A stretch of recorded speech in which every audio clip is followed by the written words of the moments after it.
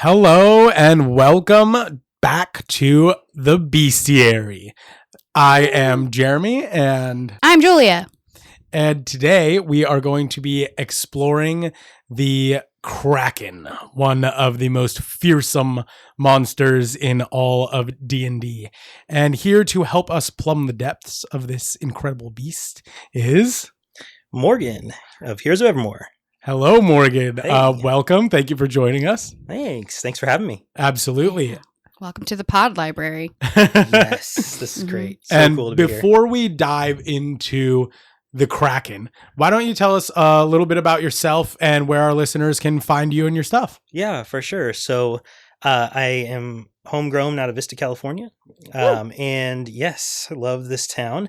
And I started D&D when I was 20, ran through a lot of like Theater of the Mind, and it was probably 3.5 or something. Yeah. Then lost touch with it, but craved it. And then about 5 years ago, pre-COVID, I got the urge to play again, learned how to dungeon master, and then asked people awkwardly. Mind you, this is before Stranger Things started making it popular, Right. and the full theater movie with Chris Pine and Michelle Rodriguez, and Baldur's Gate now. Like, oh my God. yeah. Yeah, it's so much in the pop culture sphere now. Now anybody I talk to, I'm like, hey, you want to play D&D? They're like, yeah, I've always wanted to. Or, yeah, I Yes. already play. Right. I'm like, Yeah. great. But before it was that, hard. Like even just 5 years ago, it's not like, difficult. do you want to drink with some friends and have a game night and roll some dice? It's Right. like coercing them. It's basically an improv dinner party. Yeah, 100%. Mhm. Yeah. So getting people that aren't used to improv like squirm and come out of their shell is, Mhm.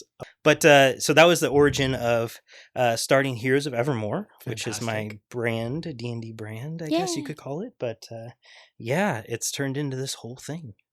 From TTRPG conventions and MysticCon. And, Yes, we just had a successful first yes. convention with you guys. That was awesome. you So- guys were there. Yeah, so excited for Mysticon 2. Yes. Electric Yes. Blue. Cannot wait. Yeah, we loved being there. It was a blast to DM there. It was awesome. Yes. Oh my gosh, you had the speakeasy style room Mm-hmm. for the VIP Mhm. DM. Thank you for doing that. Yeah, absolutely. That was awesome. super fun. Heck yeah. So Mhm. that brings us to here. I mean, I've turned our campaign Arc 1 into a book because I wanted to share it with the world in any Very cool. medium I can. And in that campaign 1 is when we first saw the Kraken. So Awesome. And you Yeah. can find that Heroes of Evermore book on Amazon, right? you can. Awesome. Yeah. Paperback and ebook, and then audiobook is about to come out. Oh, Oh, cool. really? Recorded, yes. Do you record it? I did not. I actually had Oh. a buddy of mine, Team Drew's Basement from the East Coast, Oh, who awesome. was at MysticCon. Yes. Yeah. He has this deep, like, Yeah. beautifully terrifying voice. He's got a great voice for It's that. amazing, and it's perfect. He brought it to life in another Oh, I love fashion. that. So Very cool. keep you guys Nice. posted. Yeah, I'm Yeah. excited to hear that. Yeah. So yeah, Alright. you chose, and for those of you who don't know, our guests choose the creature that they want to talk with us about. So Morgan, you chose the Kraken. Mhm. And I know you mentioned that your players faced it in your first campaign, Yeah. but what about the Kraken made you pick it for this episode? What interests you about that creature? Oh man, so I am a third generation surfer here in Southern California, and the fear of the unknown. I don't know if you've ever sat in a body of water where it is deep below you and Yeah. dark, Mhm. and there are sharks out there, and like to Mhm. come to terms with yourself, like, okay, I could die at any moment. Like I know Right. this is drastic, but if you're out there on a surfboard at bite level, You look like a tasty, tasty seal. 100%. Right. A tasty There's a seal. non-zero chance Yeah. that you get eaten. Yeah. Mhm. So I love the water, and I love to embrace that. And the Kraken was just this. In choosing it for this episode, it's from a child. I don't know if you guys saw Goonies Oh, before the yes. final cut when they had the octopus in the cave with the ship, Mhm. Yeah. and it like strafes along. Like I've talked on other interviews before about the buildup for dungeon masters. Like Mhm. it's all about the buildup, like the eerie sense of like something's watching you or like tracks. And so in the Goonies, as a kid watching this, and they have the tentacle brush past them underwater, and they don't, the girl turns around and slaps Mouth in the face. Yes, and, like, he doesn't don't know touch what my it is. butt, yeah. And then like they get attacked and submersed, and that was like, oh my gosh, that's such a crazy and fearful enemy to deal with that, and you don't know where it is Yeah. or how it is. And It's so so big, but it can Yeah. move silently and camouflage. And Yeah. I think thalassophobia is a very common one. That fear of the deep, the fear of the unknown. Yeah. I'm a surfer. I was a surfer in a former life, but I'm a certified diver. Oh yeah. So I love it down there. So especially when you go to Catalina and you're going through like the kelp forests. Yeah. And you're like, okay, the worst thing I'm going to come upon is a Garibaldi. And don't get me wrong. They're terrifying because they will charge you and they're tiny. They'll charge you. They don't great. care. They don't care. But you're like, what happens when I move this aside and if there's something else down there? And like my parents were wreck divers. Okay. And there was one time when my mom got really impatient because suddenly my dad froze on the ladder going up to the boat. They're still submerged. And my mom, in classic mom fashion, is like, you're taking too long. I'm going around you. So she goes around him and comes face to face with a 7-foot barracuda. Oh my god. And she That's stops. insane. She freezes and they both freeze. Yeah. And then it gets bored and goes away. It's crazy because They like see stuff like that. Yeah, you right? say Absolutely. 7-foot barracuda, like people don't understand how big some of these creatures are. But Mhm. even that 7-foot long barracuda is absolutely dwarfed by the giant squid. Yeah. Okay. Oh, yeah. And the Kraken is gargantuan. Yes. Yes, Creature. which It's a Titan. So it's even bigger than, real Mhm. giant squids would be. Gargantuan has really no upper limit to size. No, it's has a huge. minimum size, but it can far exceed that. Yeah. Well, that's my favorite part about like the minis and stuff for Dungeons and Dragons is like, you're like, okay, I'm a halfling. I'm 3 feet tall. And then someone brings out a gargantuan mini and you're like, I can't comprehend that. Oh, yeah. Yeah. I don't get that. And so in a lot of my research for today's episode, it starts obviously with the giant squid. And they can get up to 12 meters, which is 42 feet. Wow. That's upsetting. That's insane. I love sea beasts so much. Yeah. They're horrific Uh-huh. and terrifying. Uh-huh. And squids also have, the giant squid has the second largest eyeball of any creature on Earth. What? Any creature. Any creature. Dang. And that's a real Absolutely. real stat, real animal. Real in animal? the world Yeah, at the real moment. living creature. Right now. Next time you're surfing. Well, don't worry, because they inhabit anywhere from 200 to 1,400 meters, which in American is 600 to 4,600 feet. Okay. To put it in perspective, though, the Empire State Building is 1,250 feet tall. Oh, So wow. that's 3.5 Empire State Buildings deep. Wow. I That's can't, I insane. still like, I put it in that quote unquote perspective. Mhm. I can't picture that. Yeah. What the fuck? Yeah. Yeah. No, you can't fathom. No, literally. Yeah. Yeah. So when, Pun intended. Yeah, absolutely. and I'm then a you think dad. about like, so I figured out more stuff about the ocean. That is the midnight and the twilight zone. Only 20% of sunlight reaches the twilight zone. No light reaches the midnight zone. And that's It's weird. just Uh-huh. pitch I don't black trust down it. there. No. And the only living predator for giant squid are sperm whales. Oh wow. So not much in the food I chain. would love Mm. to see a giant fantasy whale fight a kraken. Oh yeah. Hell yeah. Where's that Heck movie? Yeah. Uh huh. They do But- a lot of movies, but it's like Megalodon against. Yeah. Right. Like, I get it. Megalodon's scary. Give me Yeah. sperm whale versus giant squid. 100%. And I know, the kraken obviously is inspired by the giant squid, and early editions of D&D had it Mhm. looking pretty much like a giant squid. But for Yeah. your campaign, you used the 5th edition version, right? Correct. So it looks a little bit different. Yeah. It's got these kind got of teeth. massive arms and Uh-huh. this huge head with teeth that Yeah. almost looks like reptilian almost. I know. Yeah, absolutely. And the miniature I used for it was a more of an octopus looking kraken with tentacles, but Right. I ran it like 5e. And so visually that's what my players were seeing. But yeah, it is different in all sorts of versions. Now, when they first ran Mhm. into it in campaign 1, they were only level 5. Oh, God. So I had to nerf it. I was like, what can I do to nerf this? And I was like, oh, Kraken hatchling. And then that can play onto Aw. there is a Yes. mama out there. Yes. Well, and even So the juvenile kraken stat block is That's what- a I think that's what it deadly was. encounter for that level of player. 100%. Yeah, it's no joke. I mean, these creatures are some of the strongest living creatures in the D&D world. Yeah. And they do have, their lower body is all these long, massive tentacles. And I think the WizKids official like Kraken has like separate tentacle minis that it comes with. So you can have tentacles coming up on other sides of your ship and things like that. That was the best. That's the buildup, right? Yeah. Like you see a tentacle and you're like, what is that? Water, you know? Yeah, plus 10 strength. Oh my God. Plus 10 strength is no joke. Could not memorize all these stats, but plus 17 to hit with bite. Like, jeez, that's gonna hit. To hit. That's just gonna hit. Oh yeah, Yeah. Well, and then it has a chance to grapple after. That's higher than Yeah. some It's like- dragons. Yeah. Dragons don't even have that high plus hit to hit. Well, and especially newer players don't always know that running away is an option. Mhm. So it's like, okay, yeah, something's in front of me. I'm going to kill it. Obviously. No, you're not. Run away. Uh-huh. Swim away. And as a DM, that's what you have in mind sometimes. Yeah. And I want to say 90% of the time they are not going to run away from a Yeah. fight. Right. The players. Absolutely. They're like, no, this is here for me to die trying. Yes. Yes. In fighting. Absolutely. But this isn't Dark Souls. You can't try it as many times as you want. If you die, your character's gone. Yeah, absolutely. It's and I started putting that on players. Like if you drop to 0, like there's going to be a condition of like exhaustion or something, because in 5e it's There you go. so easy to bring people back up. Yes. And just yo-yoing them endlessly can get tiresome. Yeah. So a lot of my players went to 0, and I didn't imply that yet, but during these battles. But yeah, sorry. What? Any other question? I didn't want to go off into my campaign. go No, off that's into fair. the I mean, campaign. honestly, Let's I do want to it. know if anyone like died facing the Kraken. No. All right. No true deaths. Uh-huh. I had to bring in some NPC support Sure. for the first one for sure. Was it do or die for them?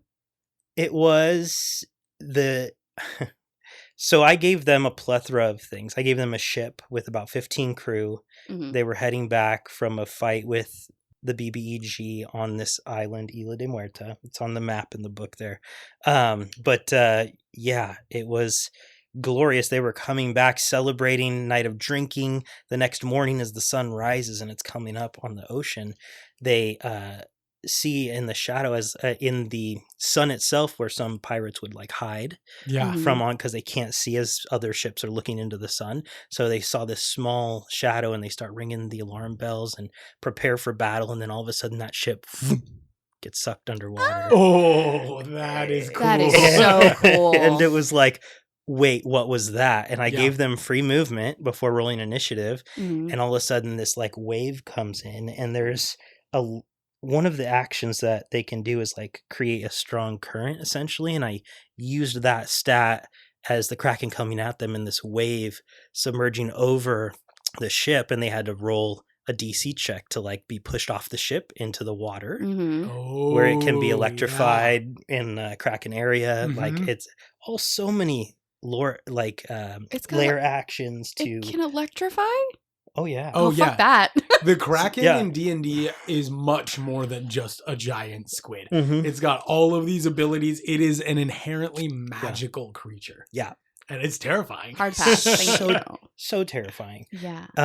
The ranged characters are like, oh, I'm gonna back out of range and just start Mm-hmm. plopping at it with arrows or whatever the case. You can certainly try. And then the Kraken can it submerge. has called lightning. Uh-huh. Oh, And they're just all at no. distance, bam, bam, and the players are like, there's no place safe. It creates these Like, storms. yeah. Yeah, it can get you. Wait, So what's they're- a somatic component for a Kraken? Is there a specific tentacle wiggle? I think it's the tongue. Oh, yeah. Yeah. Gotta be. Yeah, Gotta it's be. a little tongue flick. A little SpongeBob action going on. Incredible. The tentacle just literally grabs the lightning from the cloud and Yeah. throws it down. All right. Well, that's cool. Yeah, that's cool. Fine. But it can come from below and it can come from above. Oh, fuck in that. its Yes. attacks. And Yeah. you're just like, yeah. Whenever we have these conversations, I'm always the only player Uh-huh. against two DMs. Y'all are fucked. What is wrong with you? It's so versatile. Join Like, the dark side. No. and like I said, it's hard to kill players in 5e. So It is. giving them a good challenge and fear of death and dropping them to 0, like, having a tentacle pull them underwater. So then you're dealing with holding your breath Mhm. Mm-hmm. while your other players are trying to get a release on you or a strength Absolutely. check, which is going to fail. Well, and Mhm. I mean, I think there's a good balance, right? Because some DMs I feel like can be like, oh, well, it's so hard to kill these guys, so I'm just going to throw these gnarly things at them and steamroll them. But that's not the point of the game either.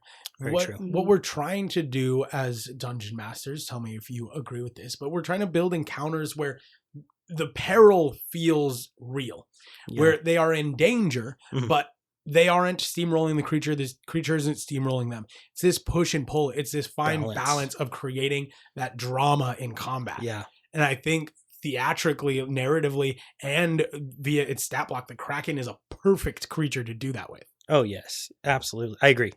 100% finding a balance. Yes. In all things. But Absolutely. 100% with throwing gnarly monsters Perfectly at them. balanced, as all things should be. Yeah, there it is. There it is. Yeah. So my wife actually made this handy little token where I had the right amount of tentacles written out on this paper sheet. And then anytime one of the players was grappled, I still have hits as they take damage. I put them in there. So I know that they're grappled. You can have condition rings, of course, but having this behind the DM screen and then just marking off as just they mark get hit. which tentacles grappling which character. So as they do damage to each individual tentacle, then I can mark that down, and then tentacles will eventually lop off. That is a great idea. It was a good tool set. She helped me out with that. I'm like, this is genius. Yeah. So, it's also very pretty. Yeah, right? Great job on that. We're going to have to get a picture of that. Definitely. But then also, it can swallow you and then do acid damage in the stomach. Yep. I don't like that. While it's fighting with its 8 other tentacles, the remainder of the party. So they're trying to fight out of its stomach. If you do enough damage to it, then inside its stomach. From inside, then it would regurgitate. Yeah. But when you're when level 5 and taking 42, I think, on a failed save of damage per round, you're digested. You're gonna dissolve in there. Yeah. And in our second encounter with the Kraken, one of the Forever DM, Chris, all of my players are semi-new or running into the Kraken for the first time. Right. And he's like, oh, our bard is swallowed and taking damage with another NPC. And he's like, I'm going to take this rope and I'm going to dive into the mouth. He's like, barbarian, hold this. As he runs past him, the barbarian's holding the rope in his hand, what? As it's unraveling. And I'm like, do you hold on to the rope? And he does. And he swan dives into the belly of the beast and ends up grabbing both of them. And there were a lot of checks, acrobatics checks, but he is a Tabaxi Echo Knight fighter and he's gonna pass. It was no problem, and they were level 8, I think, for that one. A little more prepared. Yeah, for sure. Yeah, but still not super powerful at that stage. You've got your second feat or ASI, but you don't have your higher level abilities, and this thing is still a deadly encounter. Yeah, that.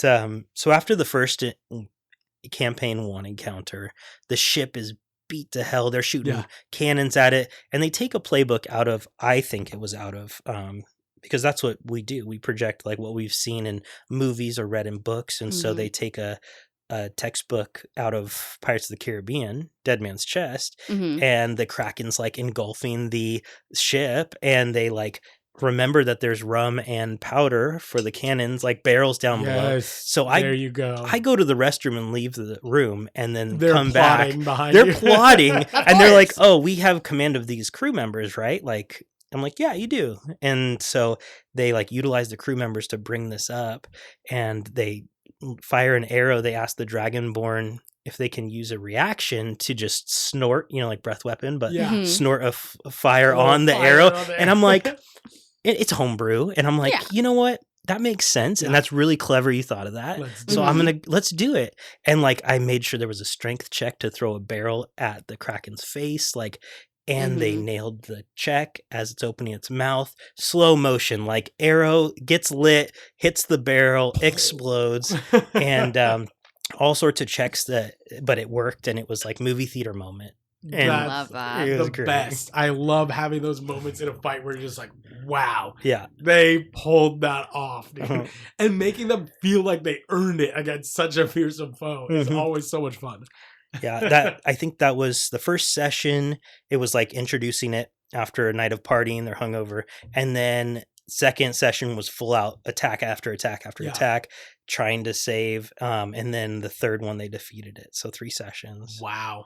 And they're like Wow. 3.5 hour sessions. That's so Well, it cool. seems like such Yeah. a dynamic combat too, because it's not as straightforward as just like, hey, there's this creature, you're fighting it. Like you have to Yeah. do a whole bunch of different things. It has all these tentacles. It's moving around underwater and Mhm. summoning a storm. You have to keep your ship from sinking. Yeah. There's a lot that goes into a dynamic Mm. encounter like that. Oh, yeah. Well, especially like a veteran player like myself. I really love it when shut up, Taylor. When I Just laughing. laughing over there. I love it when a fight has checks and balances and puzzles and Mhm. other things I have to think about, because like Yeah. especially I don't play spellcasters, so it really is I stab, okay, great, next turn. Yeah. So when it's like, no, you also have to make a strength check or an acrobatics check or whatever, and you have to Yeah. use your environment, it makes it so much more fun, because Oh, I yeah. will not play a spellcaster. We'll see. Arcane trickster. No, I'm just Maybe. Yeah, we could probably talk her into that. kidding. Yeah. As long as it's still rogue. Yeah. Right. Absolutely. It's my fantasy. Let me steal things. And that's the thing that goes. What you're saying is like keeping it alive, because combat can dull at the table. Yeah. And so keeping it, like I used to time my players of like, hey, you got 2 minutes on your turn, and I would let them know ahead of time. Mhm. And I'm like, prepare your stuff, prepare your attacks, damages, distances, all this stuff. And so we would have it going, but keeping it and alive, like using legendary actions, like having a dex save for a tentacle that's passing you if it grips you and grabs you, like people on the fly, just paying attention to what happens Yeah. is cool. Keeping them engaged with different mechanics Yeah. so they don't feel like they're just taking the same turn over and over. Yeah. Well, exactly. and like you're gonna get attached to NPCs, so I cannot imagine being on a ship, Yeah. getting Magic. attached to all of my crew and watching them like just disappear under the surface. Mm-hmm. Like, no. Yeah, Wait, like, come back, Doug! Doug. Yeah, and the ship also was taking damage, so the possibility of that sinking. Mhm. Yeah. So all these different metrics coming into Did play. you use the ship stats from like Ghosts of Saltmarsh to like calculate its hull HP and its weapons Ooh. and stuff? That's a great question. I don't know where I pulled those ship stats from. So horrible DMing. It was like sometimes 4 years ago. sometimes Yeah. we Fair. just pull things from all these Yeah. different sources and we're like, where did I get that? Where did It's I like, find that before? D&D 5e ship stats, Right. and get the right sizing and Yes, cannons and yes. proportions, but harpoons on the deck, like it was fun. But the second encounter happened in the Gauntlet of the Gods. And so I looked up some stuff too, and I was like, based on movies too, like Clash of the Titans, like Yes. the gods Yeah. controlled the Kraken, Yeah. in essence. Zeus released the And- Kraken. Yeah, and that's in the background here of like what the Krakens, they were controlled by the gods, and then they Mhm. broke free of that control Mhm. to do what they will. And yeah, I'm Christian, and I believe everyone's beliefs, good stuff, good on you. And but in the Old Testament, it refers to a Leviathan. Yes. It's very similar. Like it says it's a multi-headed sea serpent, but like Mhm. controlled by the gods, and then it is a symbol of chaos and evil. Mhm. And I'm like, dude, that is a Kraken, like Yep. chaos and evil. Like you don't know their true intentions. It's just ancient and dark. Right. And Well, and interestingly, like Final Fantasy uses the Leviathan a lot. yeah. I'm not sure how much you played Final Fantasy, but a lot of their story arcs seem to actually pull a lot from like Christian and Western myths, and Yeah. the Leviathan is that kind of creature. Like it's this primordial force of evil water that like fights Yeah. back against them. And so I was looking through, because I was like, I thought they used the Kraken, but it's always called the Leviathan. Uh-huh. But sometimes it looks Yeah. like the Kraken, Yeah. and sometimes it looks like a giant sea serpent. Sometimes Mhm. it looks like different things, but it's this kind of primal force. And that's how Yeah. I see the Kraken a lot of times. Yeah. Is like it's this primal force of water and Yeah. our fear of the water. And Final Fantasy 1 is actually the only one that uses the Kraken. And Wow. it appears as it's a body of tentacles that's standing up like a person and has this weird face that actually looks a lot like the 5th edition Kraken face. Whoa. And it's wearing this kind of like purple, almost like wizard's mantle. yeah. And it's the sorcerer of water. You have to fight one of the sorcerers of each element before you get to Garland, who's like, Garland might be Final Fantasy 2. I might be mixing that up with the villain from 1, but you get the picture. Like the Kraken's one of these guardians of evil elemental power. Yeah. So, okay, that brings me to a lot of my research. So, Yes. I, in school, basically was a dramaturge. And last time on Beastiary, I explained it, but I have more, a better way of explaining it. Okay. So, Madison May Williams is a dramaturge that was on Jeopardy. And she has a great line. My little line was, I'm there to ask questions and help answer them. So, like, dramaturgy, it is providing context for the world around the work, and it's a part of every single part of production. So like pre, post, whatever, rehearsals, writing the text. So I use it in D&D to look at the Kraken and provide like academic research into like what the fuck was the Kraken about, and it's fascinating. So it was first mentioned in like Scandinavian folklore. Okay. But basically every seafaring nation has a version of the Kraken, from the Maori to Japanese to Greek. I mean, Socrates and Aristotle mentioned the Kraken essentially, but the first mention was Scandinavian culture, and the theory is that it was a giant squid that washed up onto the shore, and they tried to explain that, and that's a version of convergent evolution, but in myth form.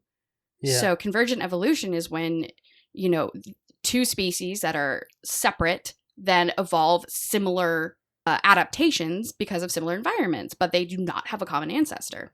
Wow. So in myth form, it is these people saw these ships leave, never come back, and also saw this 42-foot long motherfucker wash up on the shore.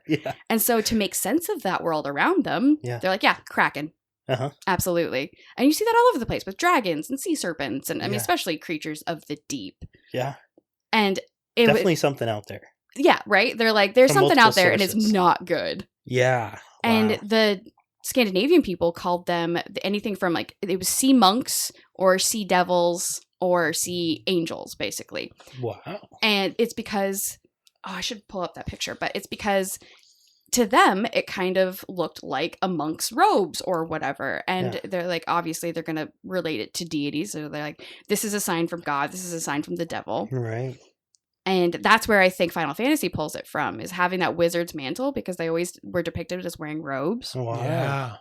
But then you see... it sticks out like, you know, the frills on the side of a giant squid. Yeah. Wow. It's so cool. I gotta pull up the picture because it's, I mean, this goes all the way back to like Dutch historians in 1854 giving lectures about how they think that Krakens come from giant squid. Wow. So, I mean, we've been talking about like this for first theorizing where that legend comes from. Oh my gosh. Wait, no, she goes into the history. I love it. But I love it. It's things that we didn't think about, like where these myths come from, how these creatures we love came to exist. Yeah, and how they terrified civilizations. Yeah. Absolutely. Oh yeah, that probably looks like Final Fantasy right there.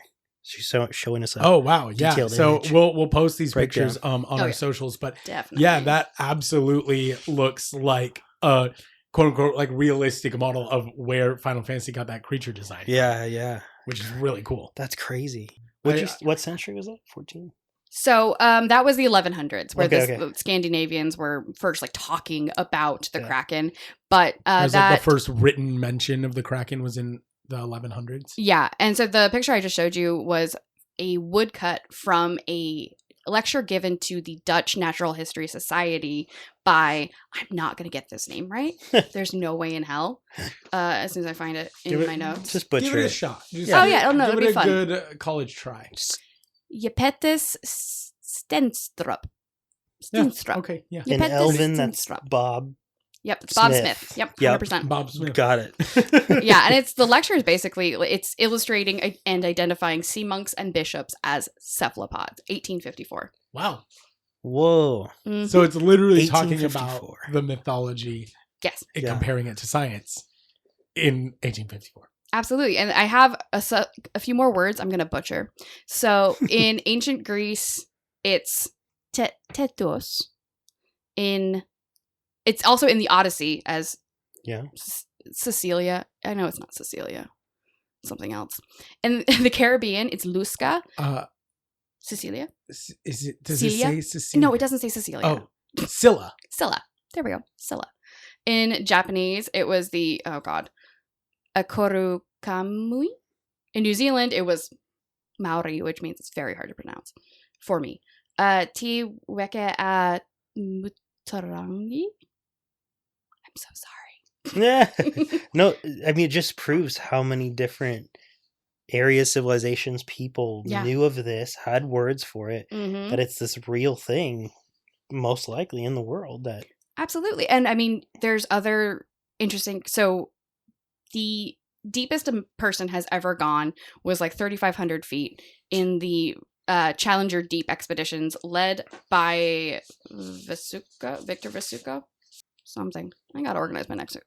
Victor Vescovo. And they have done other deep sea expeditions, and one of them led them to the Java Trench, where they found this quote unquote extraordinary gelatinous animal. And it had never been seen before 2019 because it was deep in the ocean. And it's that. So another picture.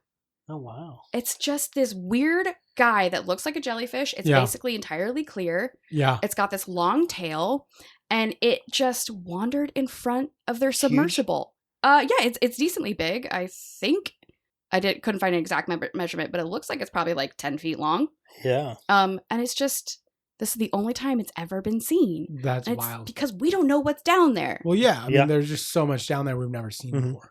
Now, I don't think a megalodon is still out there. It's interesting that you mentioned, never know. oh, it appears in, the Odyssey as Scylla, for example. Cecilia. Sure, Cecilia. We'll call her Cecilia. But Cecilia, Scylla isn't a kraken in the sense of like tentacles and squid-like or octopus-like. Scylla is, instead of a myriad of tentacles, Scylla has heads. Mm-hmm. So Scylla's almost this like sea serpent hydra-like creature. And in order to get past Scylla, Odysseus has to essentially sacrifice one of his crew members to each of Scylla's heads. Oh, wow. And each one takes a crew member, and then when it's distracted and eating, the rest of the crew and Odysseus escape Scylla's lair. Did they draw straws or? It's been high school since I read actually, that. So Epic the Musical is actually one of the like pop culture representations of the Odyssey. And so there's a song about Scylla's lair. And what Odysseus actually does is, Scylla's lair is a dark place. And he has 8 of his crew members light and hold torches. And those are the ones that get eaten because Scylla sees all the lights. Fucked up. Crazy. And eats them all. And then they escape in the cover of darkness while Scylla is eating. He did not like his NPCs. Apparently. God damn. Jeez. And then, the crew tries to mutiny Odysseus because he sacrificed people to Scylla. And, a lot of bad things happen and then everyone dies. But except Odysseus, of course. Basically, Of course. every Greek tragedy, a lot of bad things happen, everyone dies. Well, because after that, they find a island of cattle and they're like, hey, we're going to kill these cows. And Odysseus is like tied up and he's like, don't do that. Like there's a whole herd of cows here. They probably belong to the sun god, Helios. And then they're like, no, we're going to eat this cow because we're hungry. So they kill the cow and Helios goes, hey, Zeus, they killed my cows. And Zeus is like, sick. I'm going to go kill all of them. Dang. Yeah. And then he tells Odysseus like, hey, I can kill you because you're the captain, or I can kill everyone else. He's all. And he was like, Odysseus fuck is like, everyone NPCs. else. Odysseus is like, well, they just mutinied against me and I'm trying to get home. So sorry. How about Zeus kills everyone but Dang, Odysseus. that's insane. Yeah. Like, I get it, but Dude. dick. Yeah. Well, I think they did a great job depicting a strategy to take out the Kraken, whether it's feasible or not, in Clash of the Titans. Yes. With Greek mythology, Zeus unleashing it, Mhm. and Perseus, demigod, Yeah. takes Medusa's head and turns it to stone. Like, sorry for spoiler, it was out in 2010. Don't worry about it. Well, it was also originally out in 1981. 1981. Yes. Ray Yeah. Harryhausen's the Kraken. Yeah, the OG. Yeah. The claymation giant Kraken. Uh-huh. Same story. Yeah. But I actually prefer the original version of the Kraken from Clash of the Titans. Okay. But it is it's interesting because very both versions use Godzilla-like that same creature. like Yeah. that same like Medusa's head to turn this Uh-huh. giant creature to stone. Yeah. But in the 80s version, Ray Harryhausen created this creature. The face of it almost looks like the creature from Black Lagoon. Yeah. Okay. And then it has 4 tentacle-like arms Uh-huh. and the sea serpent's body. Wow. And it's this crazy looking thing. And they changed it for the 2010, which I do like that version too, but it's very much like a kaiju almost. Mhm. And they released the concept art from it. And the concept art for the full body of the Kraken in the 2010 Clash of the Titans, its lower body doesn't actually have like tentacles per se. It's almost more like crab or spider-like. Yeah, yeah. And it has these like big, like sharp legs that it scrambles across the bottom of the ocean with. I Yeah. hate that. It's like Yeah. a ocean kaiju centaur. Nope. Don't like that. Nope. Not okay. But like as it's depicted too, and coming into that port city town, like Mhm. just the waves take out buildings and towers. Then like the huge Just its tentacles very are just approach starts destroying things. destroying seaport villages. And in the 2024 PHB, it shows or monster manual, it says like Krakens could travel up rivers, like they can breathe yeah. out of the water. Mhm. Oh yeah, And they can go nest in like a lake or something. It's like, Mhm. oh, I'm thinking of so many good ideas Ooh. Oh, to screw my God, players. I hate that. They're everywhere. Well, and I love like the just the destruction depicted in that movie of like it didn't even get fully to its goal No. before it was turned to stone.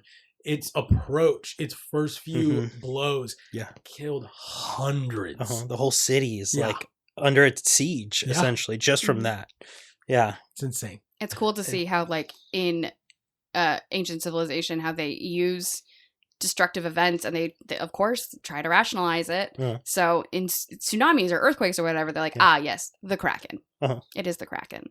I prefer that explanation. Yeah. It is the Kraken. Yeah, it's just the Kraken. But also, I love how the 5th edition version of the Kraken looks way more like Ray Harryhausen's version because of the teeth and because of the Yeah. scales.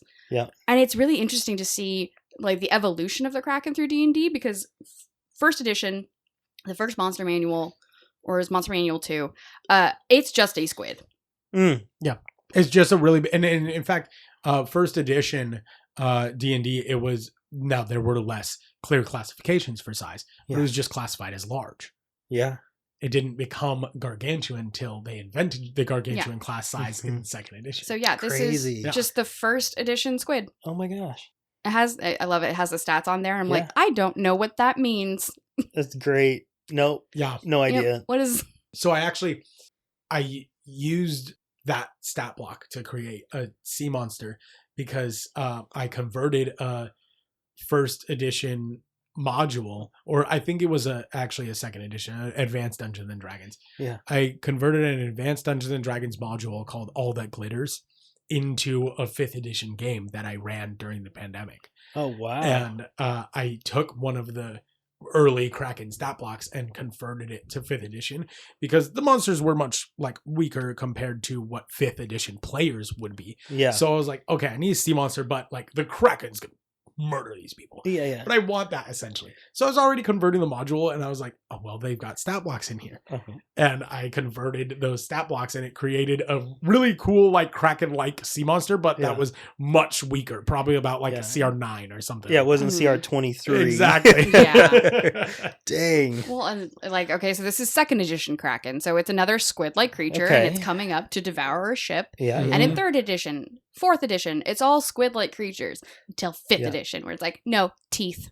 Teeth. Yeah. No, yeah, Mhm. definitely teeth. I want teeth. Don't worry. Don't want to be. it How can we still make it has many scarier? Right. tentacles. Give it teeth. Yeah. That's a good size comparison. It Showing is. it like double the size of a ship. Yeah, a like- full ship. 3rd edition, that's a pretty squid. I It's love that. pretty. Look at Yeah. him. Take it home. Yeah. And like, Have it eat the neighborhood. yeah, why not? And like, Yeah. hey, that's a cool piece of art for Can't put a price on a good neighbor. Yeah. With the Kraken. Yeah. So that's ginormous. That's like 3 or 4 times the size of a ship. huge. Yeah. And then Well, I Have- like teeth. And a beard. Fifth edition and a teeth. beard. It does He has have a like beard. a beard of tentacles. It's Yeah. a flavor saver, you know, a couple of adventures, love- legs Oh, yeah, just that's hanging fair, out. yeah. There's an excerpt from Night of the Kraken Cult from Forgotten Realms lore. Night And of you know, the Kraken. Kraken was created by the gods. Yeah. Well, it says, Oh, I a see. kraken dreams of casting its tentacles into the heavens and strangling that which birthed it. And when its dream exceeds its reach, it settles for the occasional passing ship. It's going after the gods. Uh-huh. It That's wants cool. revenge. Oh, yeah. And yeah. you were talking about, you know, they broke free of the gods. So Yeah. there's actually a couple of interesting krakens in the history of 5th edition. Mhm. And one is Slarkrethel, is an ancient Gesundheit. kraken that ruled the Purple Rocks and headed something called the Kraken Society as their master. What? And he was They have meetings? yeah, right. They have meetings. But he was an ancient kraken that helped the krakens like come together and form a society and Whoa. organize against other creatures and the gods. And Slarkrethel is this like infamous villain in the history of the Forgotten Realms Yeah. for doing that and ruling the Kraken Kingdom at Purple Rocks. What? Yeah. I'm picturing a picket line, and they have 6 arms, Yeah. so a bunch of signs. Yeah, a bunch of signs. Yes. Yeah. That's great. Well, okay, so in Evermore, this is all homebrew. Yeah. The pantheon of gods, essentially before humans, whatever you want to call it, races were upon the land or the realm, it was dragons and it was gods coexisting, and the dragons rose up to fight against the gods, Bahamut and Tiamat. Like, Yeah. I'm utilizing things at my disposal, Right. Mhm. mix mashing worlds, and they conquer the gods essentially, but before their death, they birth the races onto the ground. So in my book, the first Great War is 1,000 years ago against the dragons, where now the races rise up and defeat the dragons. And so it's like Wow. a chain event of The meek gloriousness. shall inherit the earth. But yeah, but then when they fight the Kraken in campaign 2 in the Colosseum, which is, if you haven't seen it, go check it out. It's beautiful. Our terrain builder, RFI Prince, like sent me 4 different pieces to piece together in the Colosseum, and I had the floor open up on them. And this Colosseum is called Gauntlet of the Gods, and Bahamut and Tiamat are statues on both sides. And the floor opens up, and then I actually fill the Colosseum with water in real life and drop dry ice in it, and it starts bubbling. Oh, that is cool. Now, this is after like fighting in the gladiator pits on the sand, a couple mini bosses, and Mhm. people betting on fights. And then, the floor opens up, and this is like worst case scenario. And this ancient Kraken has been dwelling beneath this Gauntlet of the Gods. Characters don't know how it got there, when it got there. I'd like to think Wow. the gods placed that there in one of these battles, but it opens up, and then as it's like bubbling smoke from dry ice, I have just one tentacle of my Kraken mini come up and grab one of God, the that's players cool. and Yeah. bring them down. Mhm. And then the whole thing, like half of it submerges out of the water as it's all bubbling. That was the only main viral post I've gotten, about like 50,000 views Yeah. in my sense, but it was beautiful. It was so fun to surprise the players with and Mhm. freak them out and build that urgency, that sense of That like, is really cool. holy crap. Yeah. Yeah. Oh my God, it's a Kraken. Yeah. More Krakens. What do you got in your deep dive? Oh my God. What else do I have? Oh yeah. So How Well, I many think- adventures can it fit in its stomach? It doesn't right. have a stomach. Okay. Or, well, if we're talking about giant squid, Well, has- we're talking about has the a Kraken. beak. It has tentacles. Uh, And I assume it actually does have a stomach. After that, I don't know. It freaks me out. have you guys seen the animated movie The Sea Beast? 2022. No. It was on Netflix. Okay. And No, I heard good things about that movie though. don't sleep on it. I watched it with my nieces thinking like, oh, it's just whatever. Right. Animated. I was up in Idaho visiting them and babysitting, and then I'm like sucked in. It's like, when you get sucked in so hard and then you look and the kids are gone, you're like, I don't care. And You're just, I'm gonna finish this shit, story. this is amazing. That is awesome. And it's pretty much about like pirates hired as mercenaries to take out sea beasts and protect the mainland that have overtaken the seas. And one of the sea beasts is similar to a kraken. Tentacles, They call it like a prickleback. That's a cool name. But yeah, so it's like another depiction Mm-hmm. of that. And as I think D&D, like showcasing normal humans, normal people Mhm. rising up to defeat these ancient creatures, and how they go about doing it in tactful ways is what draws me in. It's super cool. That Mhm. is Yeah. really Well, badass. like Jules Verne talks about it in 20,000 Leagues Under the Yeah. Sea, and it was originally published in 1869. And the picture from that one, yeah, I mean, it's ordinary giant kraken sailors grabbing sailors. Yeah. Oh gosh. absolutely getting mauled and Yeah. murdered by Destroyed. this fucking squid. Yeah, I imagine the children's movie didn't depict the same exact thing. A little bit. There was some, Little but There's some people get grabbed by tentacles. yeah. You can see, like, when you Google search a giant squid, you'll see a lot of depictions of a sperm whale versus a giant squid. Yeah. And it is terrifying because you see these giant suckers and this whale fighting. And I'm like, I know I talked about it earlier, but that's really cool. Yeah. And it's freaky because those giant suckers are pretty big. And God, the eye, when you think about the eyes, they're like, Mhm. A foot long or whatever, Yeah. a foot in diameter. And that's bigger than my head. Mhm. Can you imagine if you're down there and all of a sudden that thing appears out of the depths? Yeah. Screw that. Yeah. I'm good. I think in Pirates of the Caribbean they mention like in telling folklore about it, like, oh, just the suckers alone could take off a man's face. Uh-huh.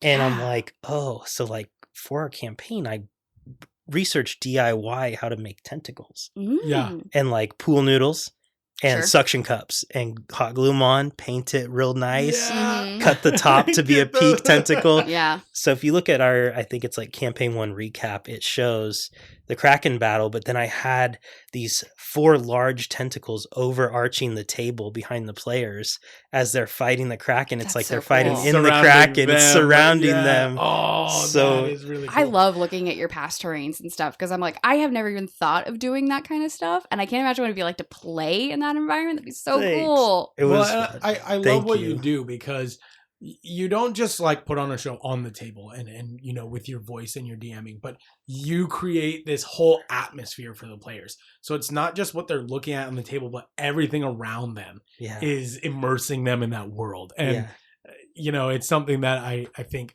is unique. Thanks. You don't see that a lot. So I Mhm. always love seeing what you have up your sleeve there. Thanks, man. Absolutely. Especially since you record it. But like, so when we record Lorecasters, Yeah. I get to listen to the music and sound effects afterwards. But your players are in it in the moment. Oh, and I yeah. think that's so cool and so unique. Thanks. Yeah, when people ask me what differentiates me as a dungeon master, that's the immersion techniques, and why my brain goes there, I had no idea, Mm-hmm. but it just goes there, taking, Yeah. as all dungeon masters do, an accumulation of different mediums that you've gained from movies to books, like I mentioned, and applying that in the world, but then creating that sense of realism for the players is like, that's what D&D is so much about. Absolutely. Like you couldn't do that with theater of the mind if you could describe it Mhm. well enough, but like I found adding in the flavors of, like you said, music, and then like encounter candles from Elven Forest, Yeah. like Love it. Dwarven Mountain Hall, Oh, barbarian the encampment. soundscape. So they the- just the like scentscape. Yeah, Mhm. exactly. Well, I think, theater of the mind can be great, especially if you're good at description. But even if you are the best Mhm. narrator Yeah. possible, you could have players at your table that just have a hard time with that. And a lot of times those visual and audio aids, Yeah. and even the candles, but Mhm. those can help immerse people that have a hard time just picturing things in their mind. Yeah. And it's really, really cool to see that in effect. And I think everyone can enjoy that. Yeah. But not everyone can always get super into theater of the mind. Right. It's difficult. I mean, I can remember the 3 homebrew sessions I had when I was 20. The campaign didn't end up finishing, but like I remember to this day, like my character, what happened, what was going on in the world. Right. I mean, I have like a videographic memory, I think is what it's called. Like I can remember movies and such. And that's how I was able to write the book 4 years later. Kind of replaying those moments in your mind. Yeah, in my mind. Mm-hmm. But yeah, it's been a blast doing that at the table and like immersing every facet of them and giving them that option. I found that people will spend tons of money on miniatures and buildings and terrains to have the full table laid out, but sometimes it still falls short of like bringing them into the world. If let's say battle is dull and prolonging, or breaking up the flow of the game, or whatever the case, or not music, combat dynamic or narrative. Yeah, for sure. So it's been fun. That's also in my mind, I go straight to worst case scenario. I'm like, okay, Jeremy lays out entire terrain, entire battle, spends all this time. Yeah. I'm probably not going to go do that. I'm probably going to go mess around in the post office for a side quest. Freaking rogues. That's 100% rogue bullshit. Absolutely. We're trying to hurry back to some location, and they're like, oh, like on the way out, like we want to steal from people. Yeah. We're going to just steal their corn purses before we leave. No. There was a purpose. There was a purpose. Not murder hobos, but thief. Absolutely thief hobos. Yes. We were fundraising. We were fundraising. Yes, we were fundraising. Yes. For the death of the people you killed? No. She stuttered. I like she stuttered. So they don't know something's necessarily wrong where they're going. Yeah. So they stall, they steal from things, and then they get back to where they're going. And their the room they were staying in the inn's been like ransacked and someone was stabbed. And I'm like, oh, they were actually looking for you guys, but you weren't there. Gosh, no. So it's a good thing we weren't there. Yeah. For you guys, not that NPC who got shanked. 100%. He lived. He's fine. Well, he's in the hospital now, and giant plant tentacles have torn through the ground. Oh, great. Spoiler. It is Plant Kraken. Oh my god. It goes all the way to the top. Yeah, spoiler, I've actually created a plant Kraken. And that's the BBEG. Excellent. Yes. I want to see the stat block. Right. ASAP. Oh my god, that's cool. You could totally use tree roots or something as Kraken tentacles. Tentacles. That's really cool. Funnily enough, though, all jokes aside, that does remind me of one of the more unique appearances of a Kraken in multimedia that I have found. And it is in Flash Comics number 81. I was wondering how you're going to bring this up. Flash Comics number 81 called Voyage to Venus. And a couple of heroes. It's a gas planet. Well, it's not in the DC universe. So a couple of heroes, including most notably Hawkman. Yes, Flash Comics did not have the Flash go to the Voyage in Venus, as far as I know. But Hawkman was there. Yeah. And they fought creatures on Venus. And on the surface of Venus is a land-based Kraken. And it still has all these tentacles. Yeah. It crawls around with tentacles and tries to like grab them. Like, oh, terrifying. Yeah. But it's land based. It breathes air. It doesn't need to be in the water. Yeah. And they also fight a pterodactyl in that same issue. But sure, diversity. Both on the cover.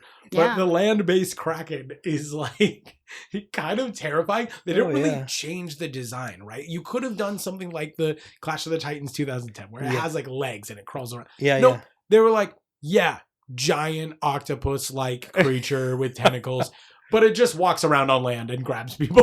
Great. It's just terrifying. Yeah. Why not? May as well. Imagine if the Kraken could just fully go up into the city and just be fine, slithering around on its tentacles and grabbing people. No. I will not imagine that. Thank you. It says in the monster manual too, like when they awake, like they slumber for ages, and when they awake, civilizations quake in fear. It's like it's such so immense power and fear, and you think you're safe on land, but you're not. It's serious when they use the word slumber. Oh yeah. It's never a nap. Yeah. Krakens don't nap; they slumber. They do. Yes. Waiting. Also, one of the random things I did Google was like, Plus, don't worry, I'll talk about blue whales in a second. I thought it was sperm whales. Traveling in. Yeah. Yeah. Not an inn where you travel to, but the inn walks around. It reminds me of the witch's house, Baba Yaga. Yeah. Yes. Baba You Yaga. know. Yeah. Yeah.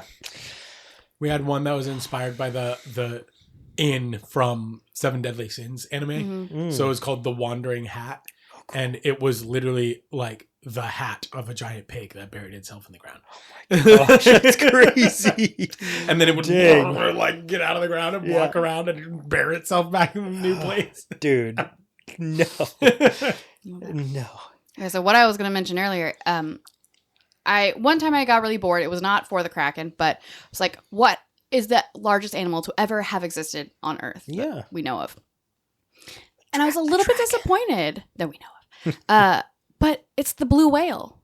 And I'm like, You're disappointed because it's not some like crazy thing you've never heard of? yes, I wanted it to be. like A blue whale whale's fucking big. Well, and with that's- tentacles. A blue whale with tentacles. Oh my Okay, God. that I would could be never. terrifying. But you think about like giant creatures and you're like, yeah, Tyrannosaurus Rex. And you're like, no, a blue whale's way bigger. And then you're like, well, that doesn't make any sense.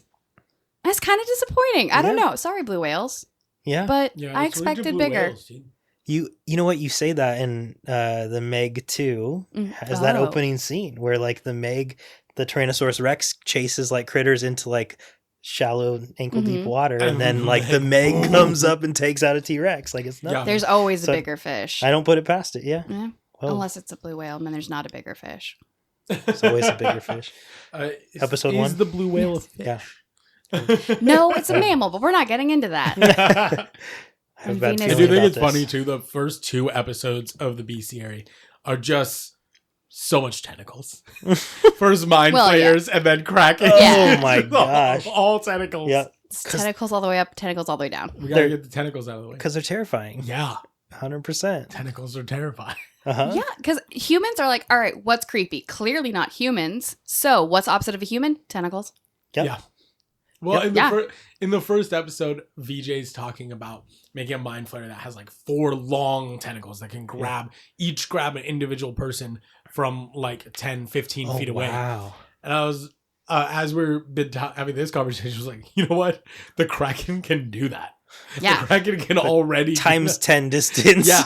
Like Now, if you just make an illithid Kraken so its tentacles can No. eat their oh, brains, Oh, then we're good. VJ, Oh. shout out to you, illithid Kraken. level 20 BBG. Yeah, Like, mind flayer Kraken. Or Yes. elder brain kraken. yes. Well, they already made an elder Elder brain dragon. Yeah, it Yeah, looks why creepy not? as It's shit. creepy. Uh-huh. Why not elder brain kraken? Go for it. Mhm. Make the all of it. stats. Yeah. I'll run it. Let's go. Oh, They come across the Kraken a 3rd time and it's elder brain Yeah. now. This is the same Kraken resurrected by the BBG. By the elder Yes. brain. Oh yes. well, and I got Jeremy a present many years ago, and it was it's a D&D ship model thing, and I was like, yeah, so you can run me like a ship-based campaign, and he still has not done it. He has used it with everyone except for me. That's not true. Fail. We did one session. Yeah, it's not my fault that campaign didn't go anywhere. I will still blame you. Okay. So you want me to give you a ship in Lorecasters? Yes. So what I did was gave my players, they found in a pirate ship they took over a ship in a bottle, a Ooh. little bottle, Mhm. and small miniaturized ship, and they have not used it yet. And I had lined it up. I even measured the size of the ship mini I had to go inside the Colosseum. It's like, oh, for sure they're gonna need the cannons of Yeah. this. Like Mhm. they're gonna want to take this out. No, didn't. And there's a body of water to throw it in to utilize it, like because they're in the barren plain desert, like, and they don't. And I'm like, okay.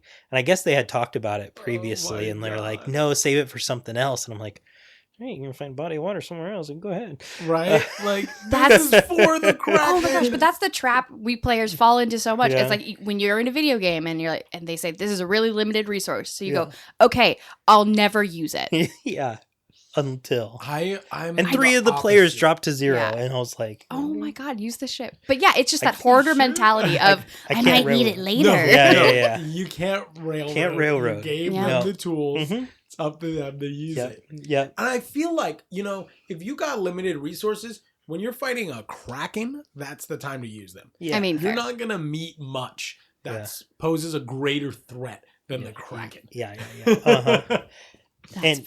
it's now after, speaking of ships, after that battle at the Colosseum, mini boss comes down from, I had, what did I use? Like sorcerers on 4 points of the ship doing control wind, I believe it was. Something to the effect where it could make sense in game but also levitate a ship. And it came down, or no, it lifted up, and that's where the BBEG escaped in as it like levitated up. And I'm like, okay, maybe they're going to find a way to do that with their ship.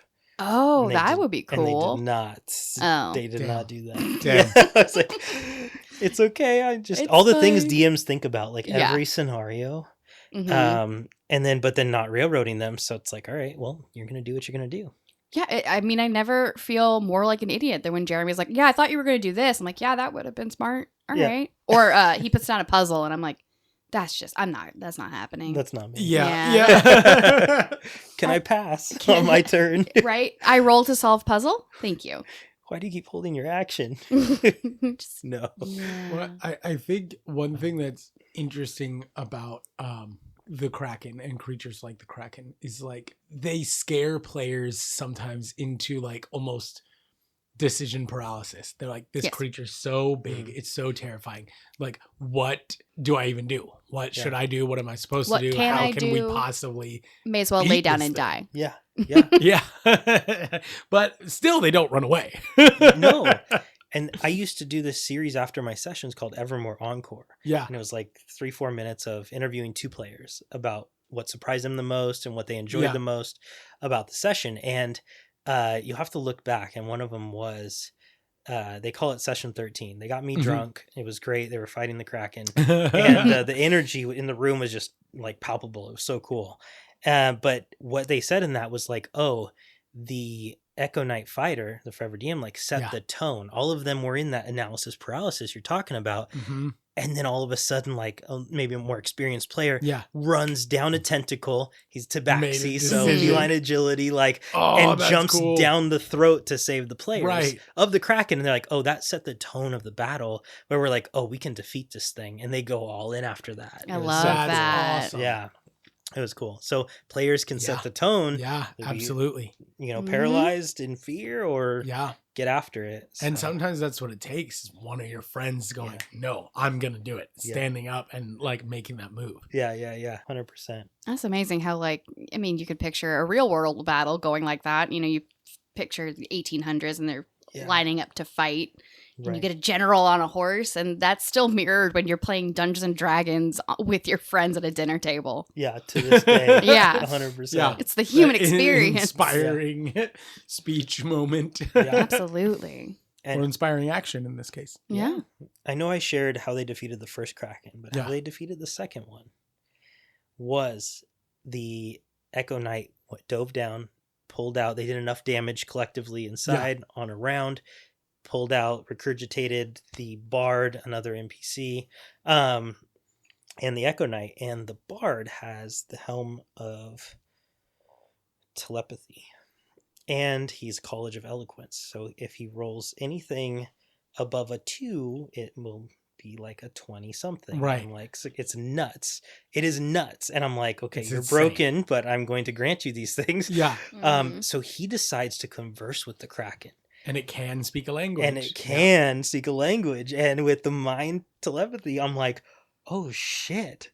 And he convinces the one thing. And I was like, this is going to be super high DC. Yeah. And it has to make sense. Right. And you can't just say whatever and roll high enough. And he's like an experienced player. So he's the owner of Archer's Arrow Coffee Shop, Josh. Oh, okay. Yeah. He was at Mystic Con. Yeah. And so he convinces the Kraken by saying like, hey, if you don't kill us, harm us, I will get you to water. And I'm like, fuck, he's been trapped here for like centuries, this Kraken, maybe millennia. And like the one thing he would want is fucking freedom. Yeah. And I'm like, oh, you bastard. Oh, and like, I think it's recorded on one of my recaps. And I'm like, oh, you dirty pirate hooker. Oh, why? And then it worked and he rolled extremely well. Wow. And like, I'm like, oh my gosh. And Damn so, it. That's awesome. Yeah, it was amazing. It was like so cool to see. They ended up, I think that stopped, but it did take enough damage to where it died, and Oh. he like paid homage to it and like, you know, said a word Yeah. over it and put his hand over it, like right in front of this huge beast in this coliseum where there's like water up to his like Yeah. thighs, and it's just like a perfect picture. And I gave him inspiration for that. He's like, I tried to get you to your home, and I was like, oh, like I got goosebumps. It's so good. Okay. I know. No, I'm sad they killed Yeah. it. But Yeah. it's for the best, because Yeah. releasing a kraken back into the ocean is incredibly dangerous for every other living thing. Yes, the whole realm would possibly perish. Yeah. Well, yeah, but like it's sad. And that's the beauty of D&D, right? It's like Mhm. creating the enemies have a reason why they do things that Yeah. makes sense to them, but not to the rest of the world. And you know, this kraken being trapped and then it being unleashed upon the players. Yeah, it was beautiful. I try to incorporate that storytelling and the reasons why it's there and what it would want and all that stuff in each and every monster. But yeah. Yeah, absolutely. I mean, motivation is what it's all about, and creating like a BBEG that has motivation that makes sense. It's not just I want to kill the world. It's for Right. these reasons, Why? and that's why it's cool. Yeah. We were talking earlier about the players being diverted Mhm. from, and not railroading them, but like I will throw plot threads in front of them. Like, Yes. pull this thread. Like I have our terrain sponsor who's like pre-built like another town now and everything like that. And they're like, no, we want to like expose the imposter king and like And go somewhere. and go to the Mhm. capital city of Yeah. Evermore, which in 2 campaigns in 5 years, none of the players Never have been gone there. to. And I'm like, I have not prepared the capital city, which is a melting pot of Evermore. Like it's Yeah. just every race, everybody's there. And I was able to pull it off, and they tried to escape. And the BBG essentially this is no spoilers because it's been shown in the recaps, Yeah. but is posing as the king and kind of mind controlling, like mass suggestion, like the Ooh. wizard sect, the Knights of the Dragon Order, like all the big players in the realm, to do his will. To what end, the players are going to find out. Yeah. But the blood moon Ooh. approaches. There's been tremors each day in the ground. They've heard the Ooh. rumors of like a machine of war. So anyway, so we talked about BBG and motives, and that's Mhm. different ways to utilize them in the realm. He turned everybody against the players. They show up, sneak into the capital city, and they see wanted posters of all their characters that Oh, they've that's so drawn cool. up, Damn. and they're like, he turned them against them, the whole city against them. So Yeah. they had to continue to sneak in. Mhm. It was fun, but God, I love a stealth mission. of course you do rogue. Yeah. Where's the paladin? Yeah, Who's the you would. paladin in You your would. group? God, clanking around. Like, well, it's fucking fucking rogue. Tatalian. We did just get a paladin. We did just get a paladin, but famously, Tatalian Bad at cannot stealth for Bad at shit. stealth.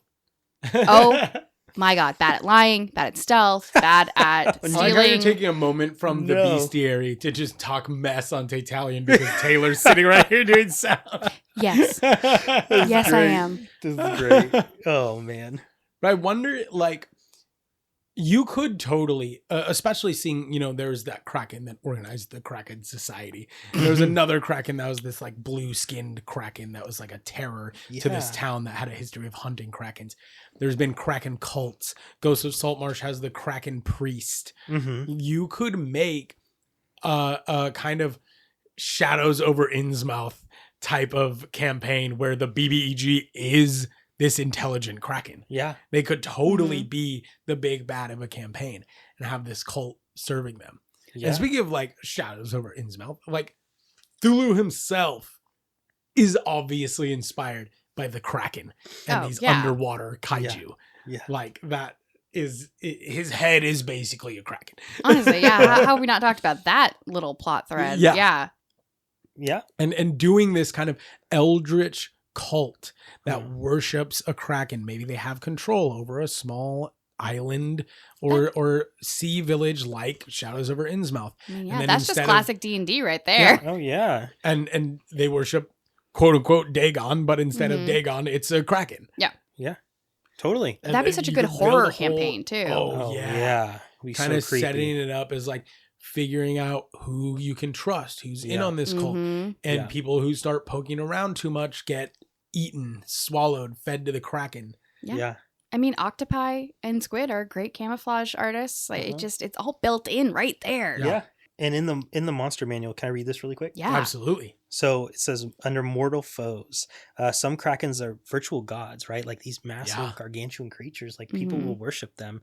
And in return, hopefully not get eaten or killed. Right. Yeah. But with virtual gods with cults and minions spread across the sea and land, others are allied with Hydra, the evil princess of elemental water. Oh, yes. And use her cultists to enforce their will on land and sea. A kraken, pleased with his worshippers, with its worshippers, can becalm rough seas and bring a bountiful harvest of fish to the faithful.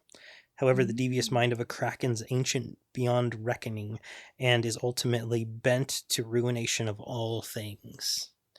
That's pretty cool. That is so cool. Like- Oh, yeah. You can see a cult saying, Oh, we're yeah. going to worship this creature so that we can get fish from the sea and safe passage. Yeah, totally. But it's evil. That is its end goal. Like, Yeah. it will. Yeah. That is so cool. And Yeah. it's interesting that it mentions, they some of them serve Ol Hydra. Yeah. Ol Hydra, the princess of evil water, often takes the form of this massive swell of water that then has these tentacles made out of Ooh, water that yeah. reaches out, grabs people, or goes over them and starts drowning them. Yeah. And so she very much manifests. She can take virtually any shape. She's made of water, Yeah.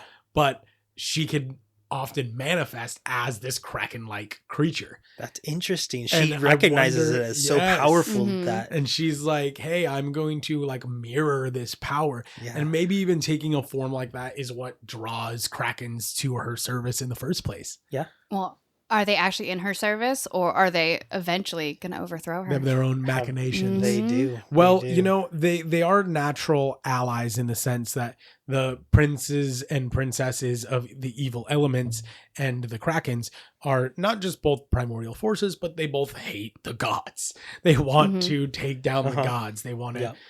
The princes and princesses of evil water want to take over kind of creation, but the krakens just want to destroy the gods because of old vendettas. Mhm. Mhm. They were created by them and used by them as tools, and they feel some type of way about that. Yeah. And being evil aligned creatures, that's going to manifest into rage and revenge Yeah. and killing. 100%.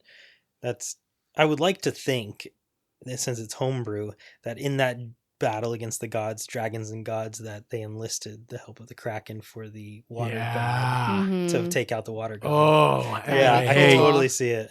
you don't like them. We don't like them. The Uh-huh. enemy of my enemy is my friend. Yes, 100%. Absolutely. Absolutely.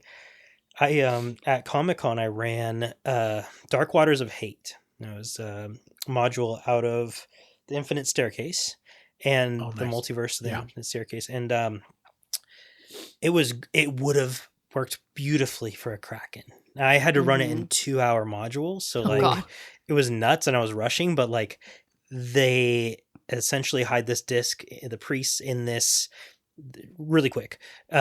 So they hide it in the depths of the water of this sea, and the adventurers have to go out and find it. They enlist a pirate ship. Yeah. They go out. They get cast, breathe water, whatever it's called.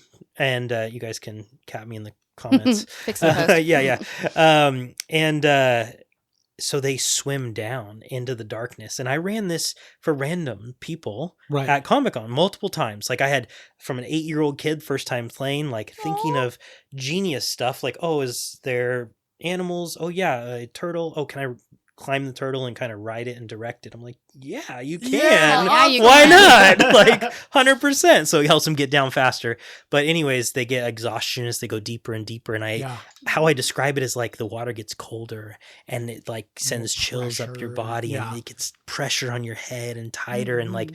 as you go into the darkness, and essentially this mermaid civilization, merfolk civilization, had found the disc of hate and gave it to the king. And this was years ago. And then the king went mad because of its whispers in his head. Yeah. So then he started killing people for small things, and it became this haunted city. So the rest of the merfolk dispersed into different sub civilizations, and they find the characters and they're yeah, we know what you're talking about. We can take you there. It's recorded in our history, and it's this haunted merfolk kingdom and like ancient ruins of a That is merfolk so society. cool. So as they swim up and approach it, it would be perfect for a Kraken to be Just in this living in the haunted. ruins of Yes. this ancient Yeah, city. but it was a tier 1, so they weren't high enough level, Right. and like Mhm. they faced the haunted king and Yeah. stuff like that. It was fun. Just seeing a Yeah. Kraken move Mhm. through that Through the haunted ruins, city. yeah, would be that epic. would be crazy. I can't wait to do something like that. Higher level mean, party. Mhm. Yeah. I now I want a merfolk campaign with something like that. Yeah, tie it in with your pirate ship one. Yeah. You want. Yeah. Give me a sea Well, campaign. Watch the Sea Beast. Sea Beast. Don't sleep on that. If you're doing a You pirate want to check out the Absolutely. seafaring nautical campaign. Yeah. If we're doing merfolk and krakens, another game that I might pull from Dave the Diver. Love Dave the Dave Diver. Have you the ever Diver. played Dave the Diver? No. Okay. It's so good. Dave the Diver. It's on like every platform. Yeah. Maybe. Basically, it's like Yellow you're fins. Yeah. you're this Yeah. you're this Yeah. guy that named Dave, and you like go fishing and catch fish with a spear gun and stuff, and then you have like a sushi restaurant. Oh, okay. But there's And some deep there lore. is like a deep lore Out of where nowhere. you uncover spoilers for Dave the Diver. You What? uncover that there is a civilization of sea people underneath the ocean, No way. and they're like merfolk. yeah. And there are boss battles. And one of the bosses that you have to fight to save this sea people like couple Yeah. is the Kraken. And you have to like hit its eye with your spear gun and your little like weapons while its tentacles come in and like crash through the rock and like try to What? grab you. That's And you're just this crazy. little like spear fisherman fighting the Kraken by yourself. Dave Yeah. the And it's Diver. really, play really this. fun. I Yeah. highly recommend it. So Jeremy and I play amazing. together. He does all of the fighting and I do all of the sushi restauranting. Nice. Yes. Yes. But it's like true to form. Like when you see the Kraken, like it was a really fun fight, and it's so big. Like the background, so it's kind of like a side scroller type.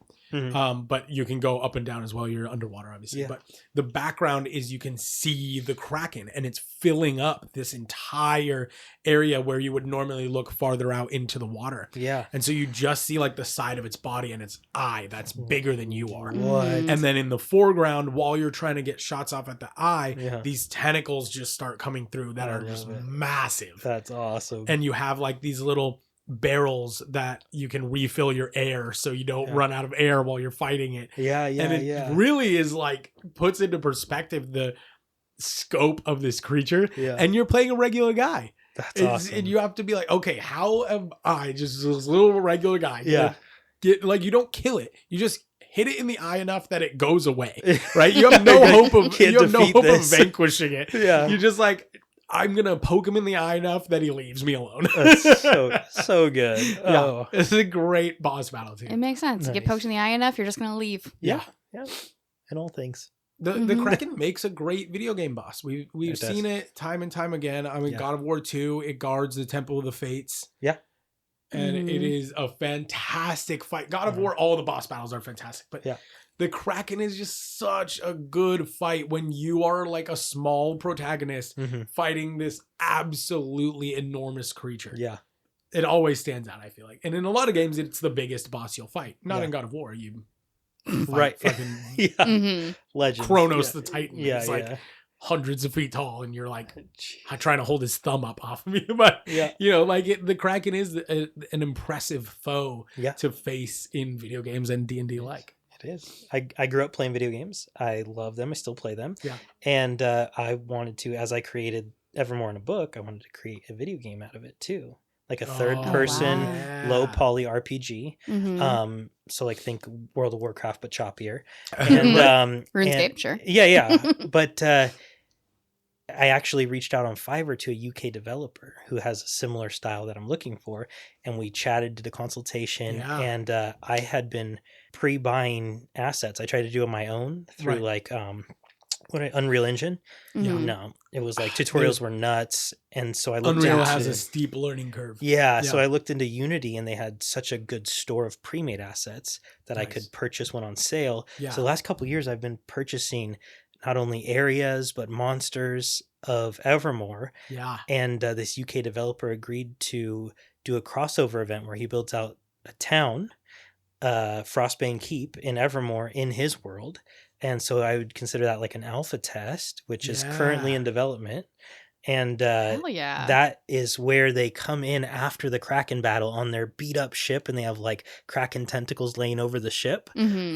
And they 'cause putter took into the port. tentacles. They Yeah. just made it through that attack, and then that's the town, little city that is gonna be this alpha test. I won't give away too much, but I'll keep you guys posted.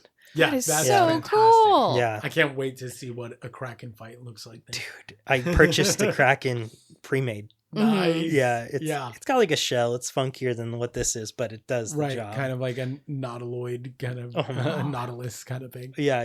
Nautiloid is a mind flayer ship. Yes, God, that's the The dream. Nautilus. I love that. it's cool. Yeah. It's like super exciting. Like I'm like so amped. Yeah. Mhm. To make it come to Have you reality. ever? I mean, this won't be the solution for your final game, but it helps kind of. For me, I've played around with it and helps kind of build out how you want the story to play out and like the branching paths and choices you can make. Yeah. RPG Maker MV, you can get it through Steam, and it's like a little simplistic like game maker. And there's actually a lot of games made with RPG Maker on like Switch and Steam that are available to play. Some of them are super cheap, but it's just a cool way to kind of build out, like, it doesn't have super complex mechanics unless you want to get into the coding side of it, but you can actually make a game with no coding experience. It's just very simplistic. Nice. And so I've done that before and kind of built out like, okay, this is the starting area. This is like the choices you can make and what changes and party members that you can get. Nice. And it's, I think, a great way to build out a shell for a more complex game. Yeah. Oh, I'll look into it. Yeah. I found the creator Blink on Unity. In Unreal. He creates assets, but he created a RPG Maker builder. Oh, nice. And I was using that kind of as a framework too. I posted, if you scroll down far enough in my Insta feed, the Kraken that I purchased. Nice. Locations, enemies, and then also one of them is the builder.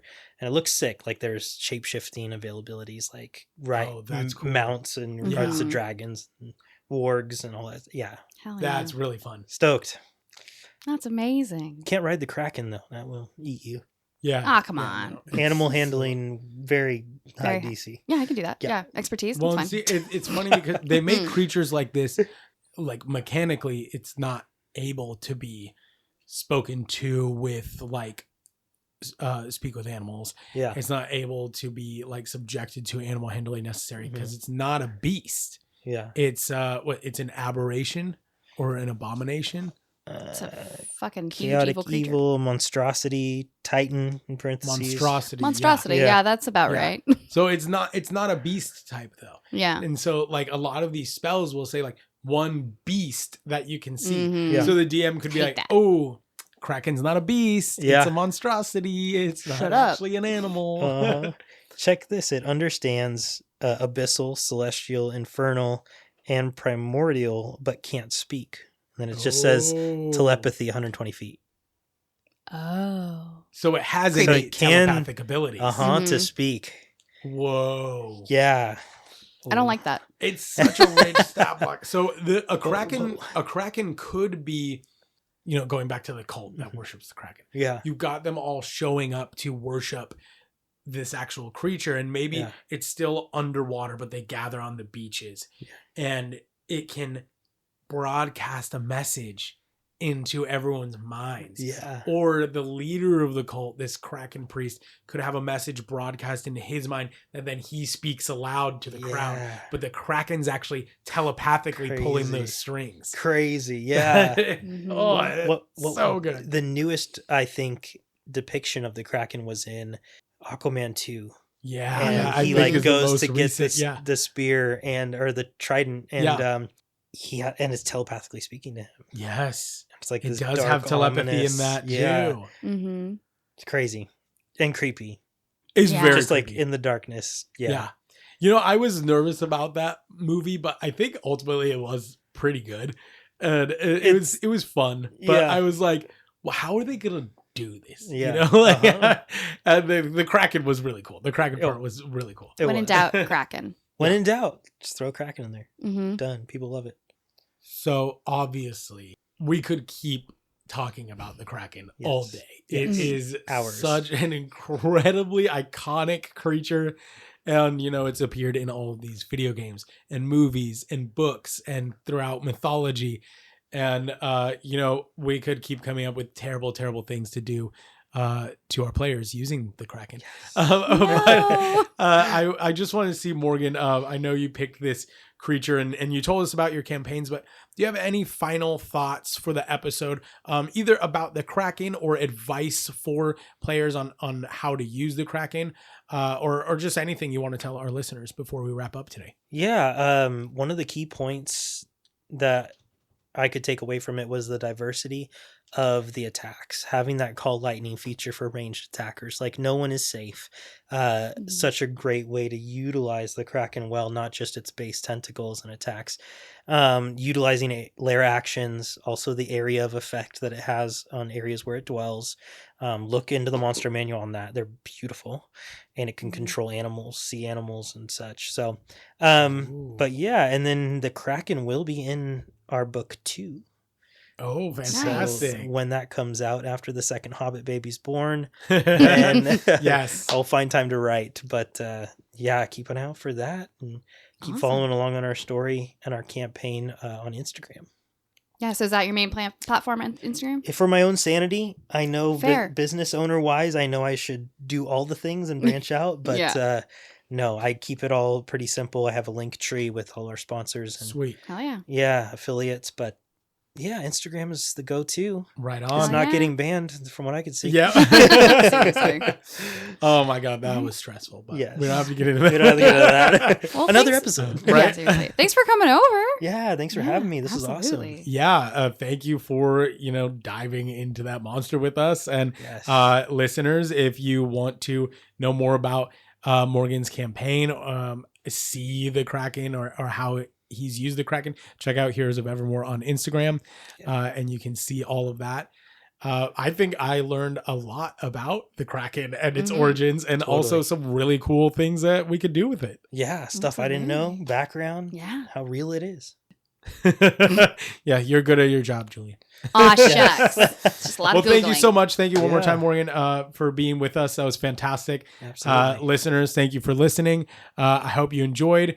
And if you want to keep supporting us, Lorecasters also does have our own Patreon that supports the Beastiary as well. So thank you.